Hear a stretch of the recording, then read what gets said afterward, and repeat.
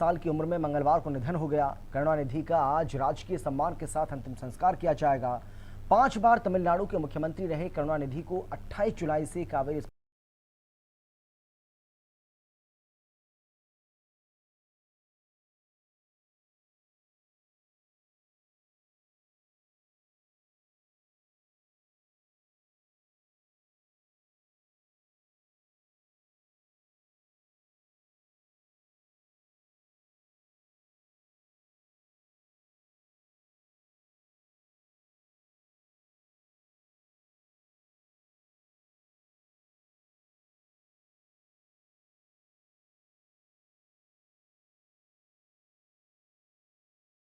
छाप छोड़ने वाले दक्षिण भारत के दिग्गज नेता, दक्षिण के राजनीति के पितामह और 5 बार तमिलनाडु के मुख्यमंत्री रहे डीएमके सुप्रीमो करुणानिधि अब इस दुनिया में नहीं रहे। साहित्य, सिनेमा और राजनीति में जबरदस्त कामयाबी हासिल करने वाले करुणानिधि अपने निधन से कुछ दिन पहले तक राजनीति में सक्रिय रहे। दक्षिण की राजनीति के मुख्य स्तंभ रहे एम करुणानिधि का निधन हो गया है। लंबी बीमारी के बाद उन्होंने मंगलवार शाम 6:10 पर अंतिम सांस ली। वो लंबे वक्त से बीमार चल रहे थे और 28 जुलाई से कावेरी अस्पताल में भर्ती थे। एम करुणानिधि यूरिनरी इन्फेक्शन से पीड़ित थे। उनके निधन की खबर सुनते ही पूरे राज्य और उनके समर्थकों में शोक की लहर दौड़ गई।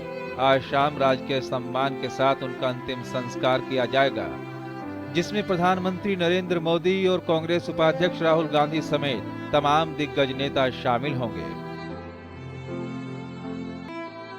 मुथुवेल करुणानिधि का जन्म साल 1924 में थंजावुर, जो कि अब नागापट्टिनम में है, हुआ था और 3 जून को उन्होंने अपने जीवन के 94 साल पूरे किए थे। एम करुणानिधि को कलेगनार के तौर पर जाना जाता था, जिसका अर्थ है कला का विद्वान।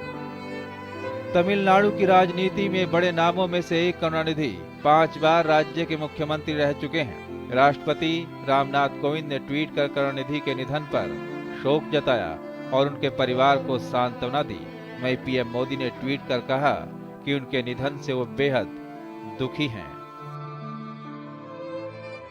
एम करुणानिधि सबसे पहले 1957 में विधानसभा चुनाव के लिए चुने गए थे, जिस समय जवाहरलाल नेहरू भारत के प्रधानमंत्री थे।